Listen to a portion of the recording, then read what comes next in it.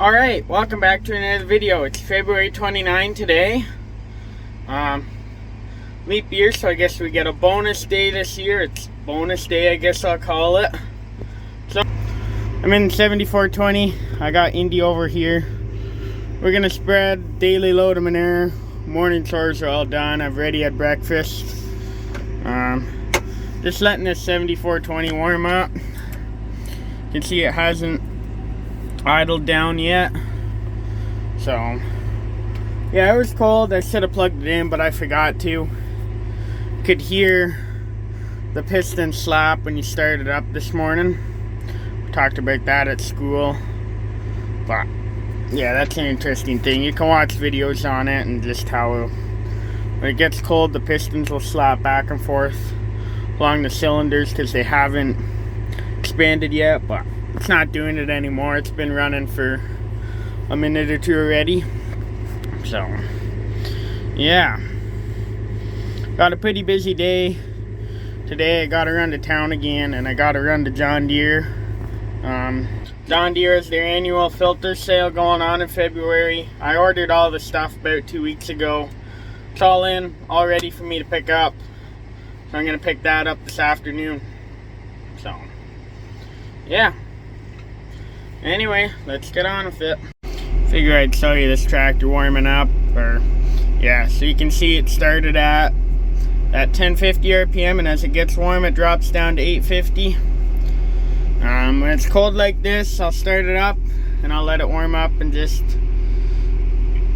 let it idle down. It takes 5 minutes. So now we're good to go. Alright, so we're back in the shop again. You can see I have an assorted amount of just random nuts and bolts here. Some of them are more rusty than others. A welder and a grinder. So on Friday nights at church we have cadets and we do badges. One of them's welding. One of the projects is you got to make something out of kind of an assorted amount of nuts and bolts. So what I'm going to do, I'm going to put them in this vise here. I'm going to clean them up because you can't weld on these dirty ones. The other guy that I teach with is going to bring, hey, that's a lug nut. The other guy that I'm going to teach with is bringing all shiny nuts and bolts, so we won't have to do this there. But for me, I just grabbed a handful of whatever out of the dry shed, and I'm going to clean them up and weld them together. Alright, there you go, it's all welded up. Can laugh. So I was welding, and this washer fell off for the seat, and I was trying to weld stack on, so I quickly grinded it back down and welded it on, and I realized I welded it the wrong way. What I'm going to do is I'm going to cut this bolt here, I'm going to flip it and weld them back, because why not? And there you go. I could have welded it better in the middle. You can see it's sagging, but it's a cool little project. The front wheels fell off again too. Yeah, so I kind of just tried to quickly throw it together. I maybe could have done a bit better of a job, but this is just for an example.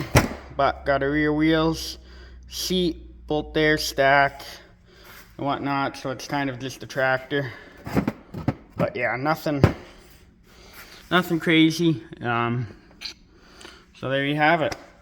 There's the morning project completed. Alright, so it's the afternoon. I ran over to John Deere, got the parts, picked up a few aftermarket parts. These things, I've mentioned them before, they're LED lights. So they fit into the existing mounts for the LEDs on a 50 series.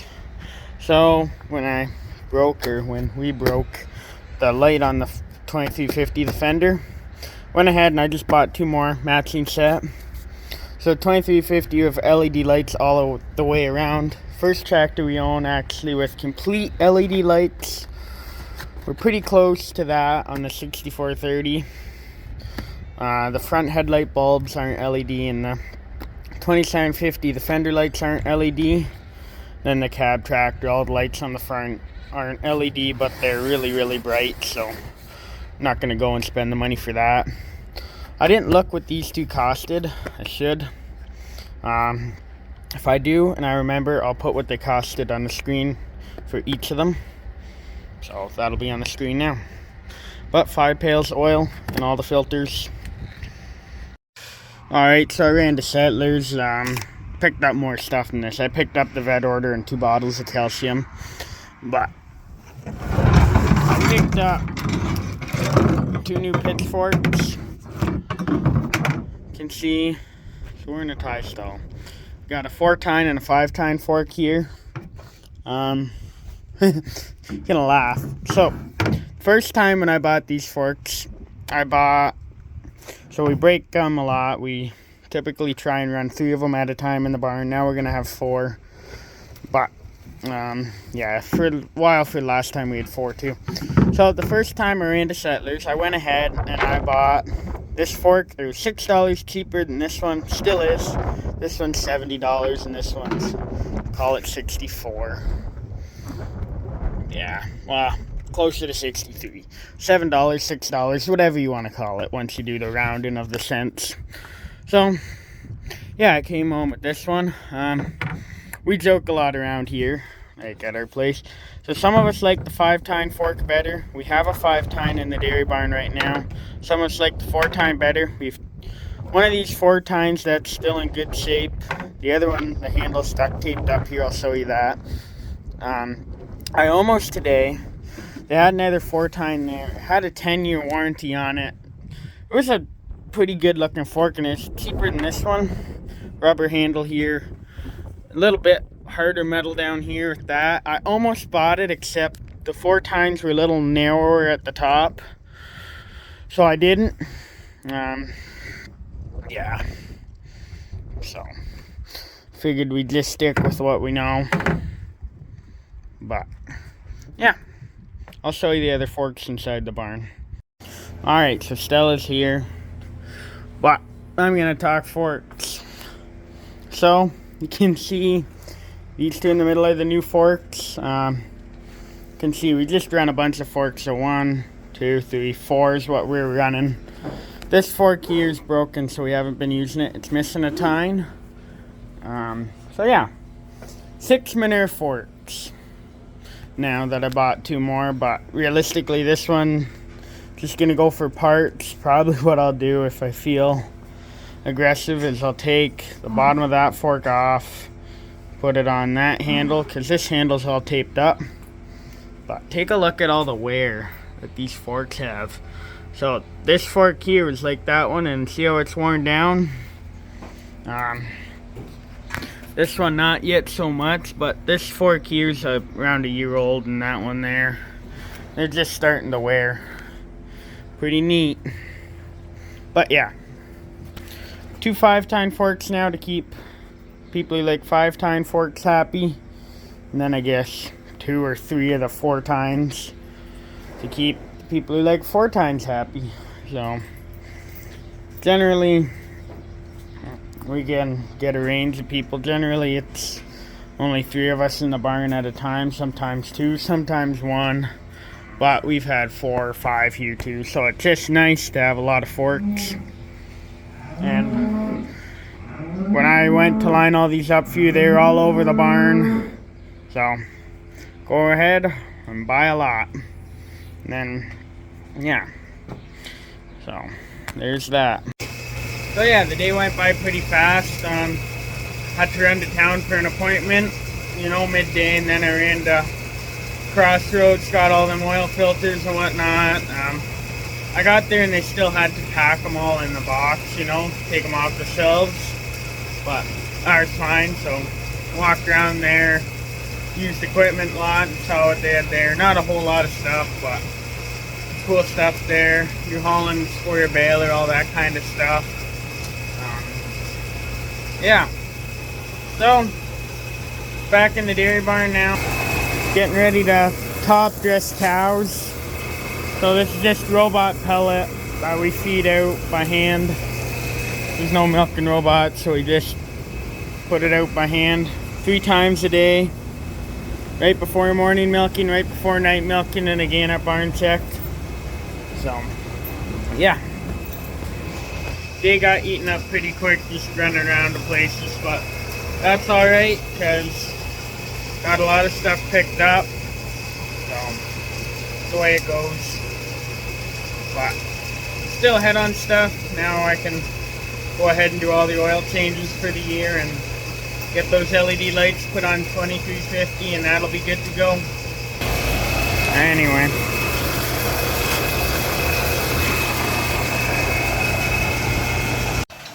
So there you go. Cows are cleaning up all the TMR nice with the pellet dumped on top. They all get up to eat. And then it's easy just to go along, clean all the stalls. So, yeah. But in other news today, I got sent AdSense, what pays you, or the company that pays you for making YouTube videos, sent me this little envelope for verification. So I requested that. I think 2 weeks ago, I don't know, something like that. Came from, I believe, Los Angeles, California. They send it in. It comes in this really weird envelope that, you know, is tamper-proof because you have to bend these tabs in a certain way. I don't know. Just watch someone else on a YouTube video figure out how to open it. It's some weird envelope. I'd show you it, but it has addresses written all over it. So, yeah, I have to plug that number into this channel by, I think, March 15 in order to continue getting paid. Don't make a whole lot off this, but that's not why I do it. Just remember, grandparents, like my grandfather and my grandmother and Oma on the other side of the family still say, oh, I wish I had a picture of that, you know, or, oh, I have a picture somewhere, or whatever. It's always cool to see those old photos. Can imagine 20 years from now, I think it would be kind of neat for me to go back and just watch what was I doing, you know, at 17, 18, and I don't know, even kids someday, you know, they watch it and go back and go, huh, that was pretty neat, because, yeah, farms change fast, farms change a lot. The way they farmed when they came here looked a whole lot different than the way we farm now. Things got bigger, equipment sold. Yeah, we used to have the old Fords and major tractors, and grandfather said, oh, I wish I took photos of those, you know, like Pac always just said, you guys have so much technology you could use just to document things. And yeah, I think it's cool, even, you know, maybe whatever, 70 years old and I'll watch it back, or who knows. It's honestly just that. So I find it entertaining too. So I don't do it for the money. It's not worth it to do it for the money. But yeah, just a fun little thing to do. So there you go.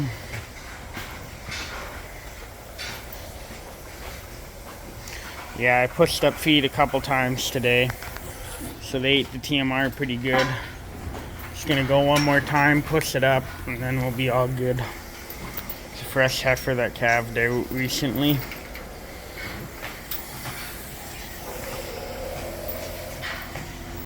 Alright, I'm in the silo room after feeding. We use a clothespin to mark when we gotta change silo doors. As you can see, we gotta do it. Generally, I like to do this on Saturday, but I don't think we're gonna make it till Saturday. If I wait, and I don't wanna be stuck in a pinch mid-feeding when I have to change the doors.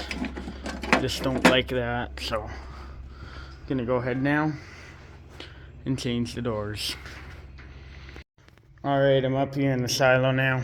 Didn't have a whole lot of doors to climb. You can see it's getting really empty. Yeah, you can just see the feed wasn't gonna make it out over that chute too many more times. Bet you I couldn't even have fed a load out tomorrow morning. So, brought a hammer up in the silo. When it gets cold out, you can see it's just starting to do it. Get some build up on the walls here. It's not that cold, it comes off really easy. So, yeah, just gonna rip all that off the wall too. And there you go. down 2 doors. 19 empty doors in the silo now. Gonna have to open up the egg bag soon. Still got probably 2 more months, which is good, but yeah. So yeah, the further you go down in these silos, like up there, because it doesn't have the weight of all the feed to pack, it's very loose and you change doors very, very fast. And then once you get down here, you don't change them as quick.